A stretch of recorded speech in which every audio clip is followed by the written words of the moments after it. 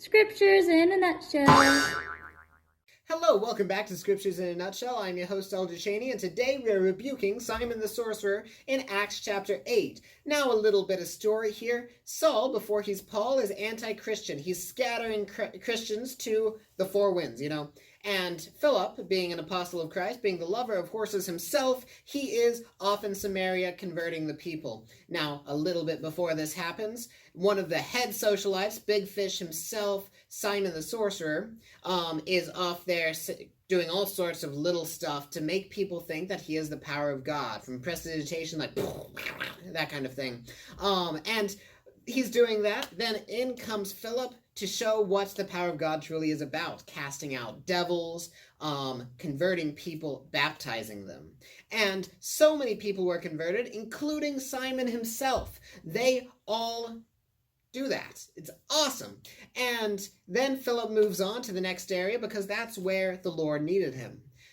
Then comes Peter and John to lay their hands upon their heads to give them the gift of the Holy Ghost. Simon sees this and goes, "This is awesome. This kind of power would help me get on top again." Social status is pretty nice. So he goes to them and says, "Hey, how much would that cost?"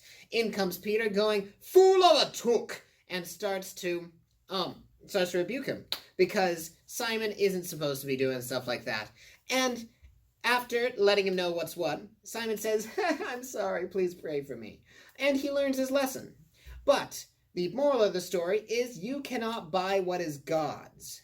You need to be given the gift of the Holy Ghost by the laying on of hands by those who have the authority to have the priesthood, which is given by God himself.